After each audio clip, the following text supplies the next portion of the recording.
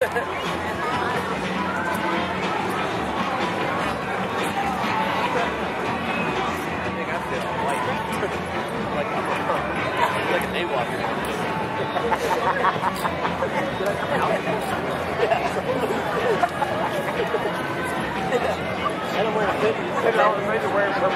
like to apologize right now if you have trouble hearing us, because we're competing with that big bus band down there. Mitch! Hey, here.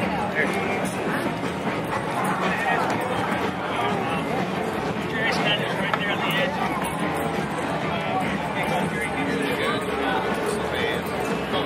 All right, ladies and gentlemen, I think we're finally ready. All right, we are the Prescott Regulators and their Shady Ladies. We've been invited down here to perform for you, and this is a performance. This is by no means a representation of any way, size, shape of total history of the West. It is, as we say it, possibly the way the West should have been instead of the way it was. We obviously, while this is the Prado del Sol, could not really bring horses in here. We do not use real bullets because that's kind of a one-time show. All right, so as we start here, one of the first things we usually do, first we're a 501c3. We're the official West Ambassadors of Prescott. We're the only group in the United States that's had the honor of being voted best in the West twice. We're going to try to perform to that standard for you today. If we don't, you can have your money back. Is that a deal? Okay. Yeah. All right, one of the first things we do, and I'm going to just take 2 seconds here because I have a rant I do every time. We are rabid people about trying to control and help children with firearms. Now by rabid, what I mean by that is the guns that we use out here are real. They're 45 long Colts. We're using white powder blanks. And first thing I'm going to do, and then I'm going to do my little rant, is show you what a black powder blank will actually do. People think that because it's a blank, it's harmless. What we're going to do now is shoot a can here for you. This can is thicker than I think all of us would agree your actual skin is. And this will also give you an idea of what you're going to hear here in a minute. So Lance, if you fill this can for me.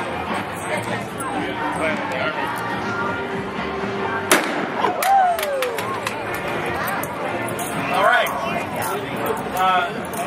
Everybody out here has been doing this for a very long time. As Mythbusters said, it's really kind of trite and silly, but it's true in this case, particularly for you kids. Do not try this at home.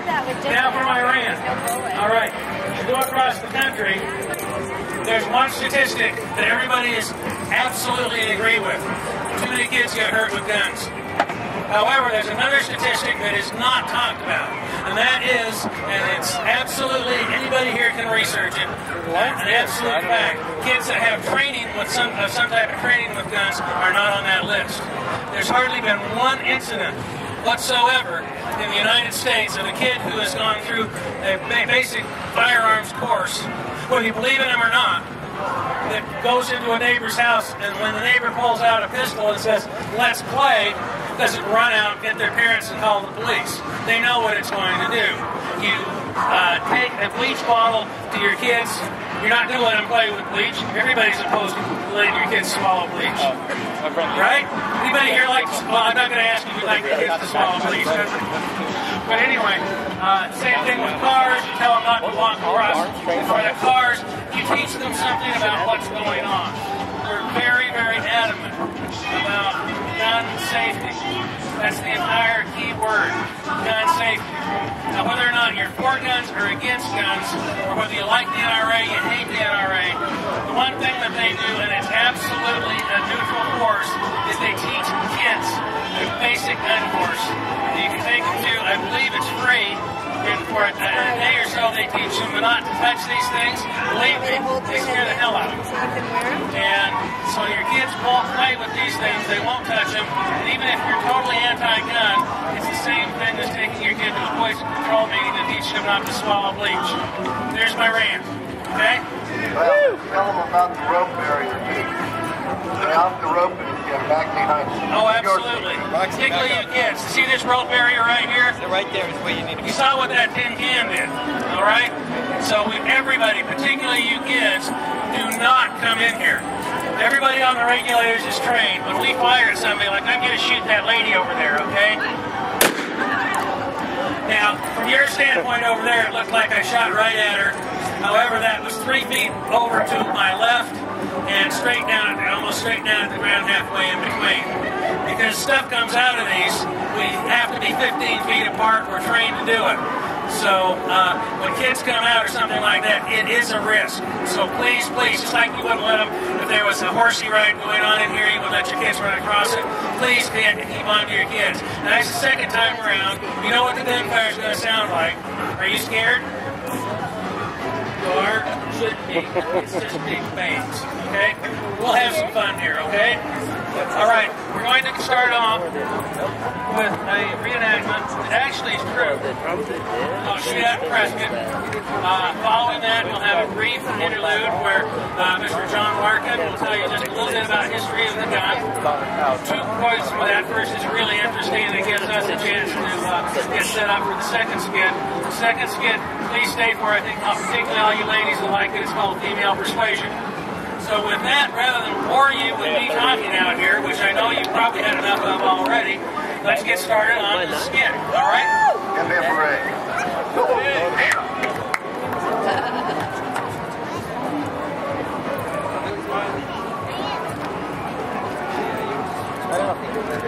Ladies and gentlemen, the time is 1877. We're in the city of Prescott in the Arizona Territory. The town of Prescott, founded just 14 years ago, is a wild and woolly western town that caters to soldiers and miners and cowboys and various riffraff on its Whiskey Row. Now, Whiskey Row is located on a street called Montezuma, and it boasts over 44 saloons, drinking establishments, and bordellos. It is into this mix that the first of the Earp brothers traveled to Arizona. Virgil Earp arrived with his common-law wife, Nellie Jane Earp. Times are tough, and Virgil has taken a job at a sawmill, and he looks for other ways to support his family.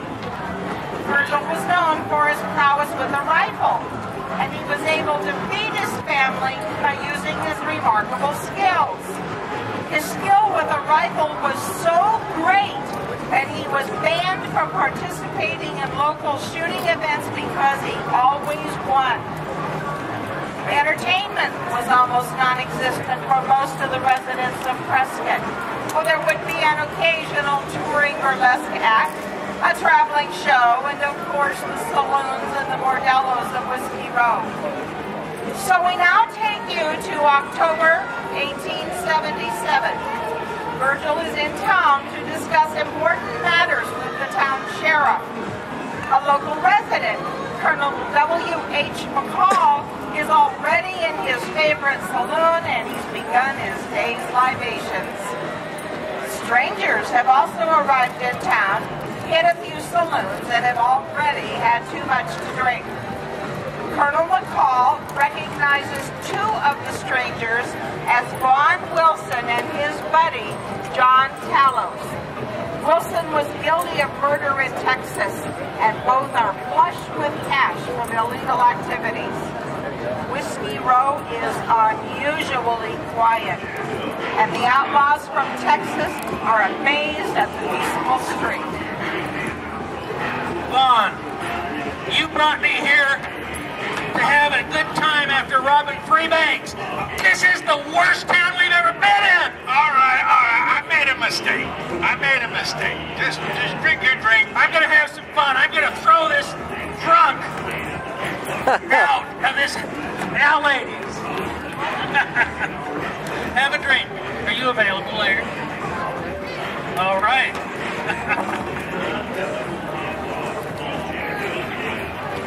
That barman over there keeps looking at me. I think he recognizes me when I shot that marshal down at San Antonio. Get rid of him. Barmaid, bring some whiskey over here. Hello, sir. Pour him a drink. I said, pour him a drink. Now, sir, have your drink. Thank you. You seem to be paying an inordinate amount of attention to my friend over here. I'm sorry, I didn't mean anything by that, but stand up. Stand up, please. Stand up and walk with me, sir. Walk with me. All right. Now, I'm going to tell you a story here about a man who saw him and thought he knew him and died. And you know what's going to happen to you if you say a word that you ever saw that man? It's the same thing. Now get your drunken carcass out of this bar. If you see you again, I'll shoot you on sight. Come on, come on, come on, come on, come on, come on. Finish your drink and let's tree this town. This town is dead. This town needs some livelihood. Let's wake this bar up.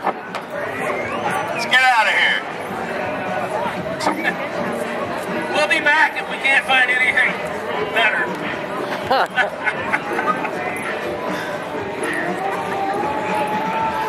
On. You got all the money. I need some of it.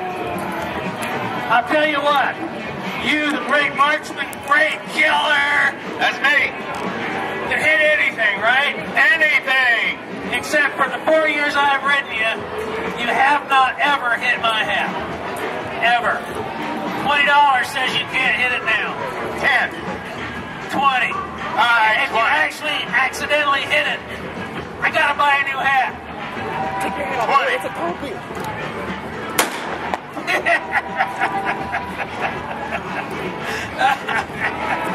You know, Wow. as long as I have my hat on my head, if I ever draw on you, you're dead.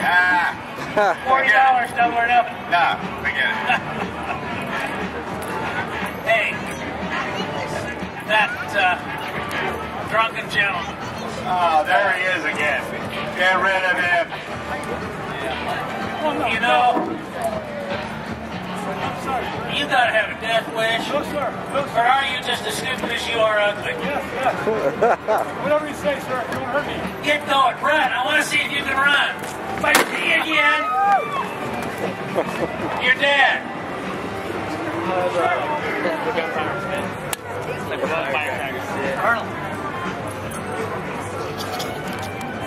Oh, finally. Ladies, finally some beautiful women on Whiskey Road.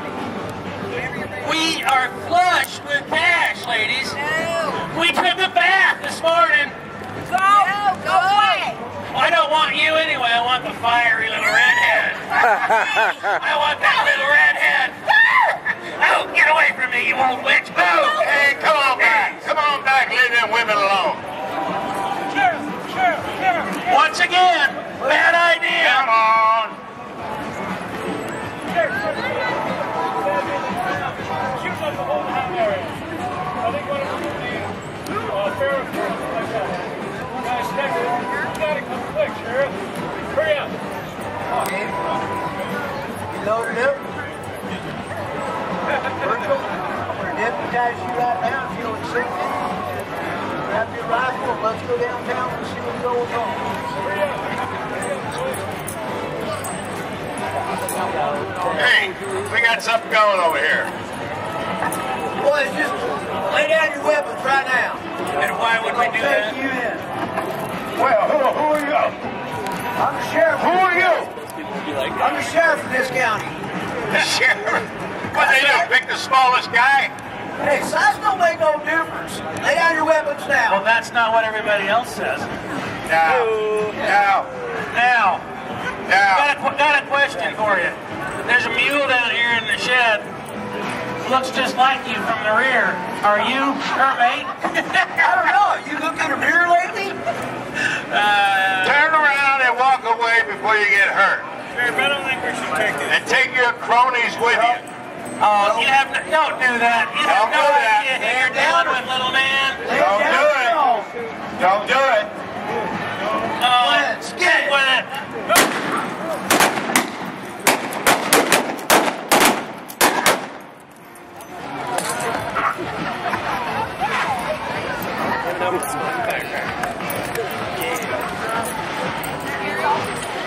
Sheriff. Hello? love that. I recognize this varmint. My brother Wyatt arrested him in Kansas a while back and he jumped out. He was still running in Colorado for murder.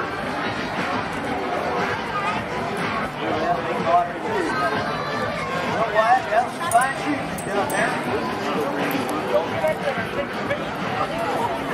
Did you accept the position of the deputy sheriff's seat? Yes, I would. Get this varmint off the street. Thank you. And that's why we don't go to Prescott. In October of 1877, Virgil, the first of the Earp brothers to arrive in Arizona, proved his marksmanship capabilities by killing the outlaws with 2 shots from his deadly Winchester.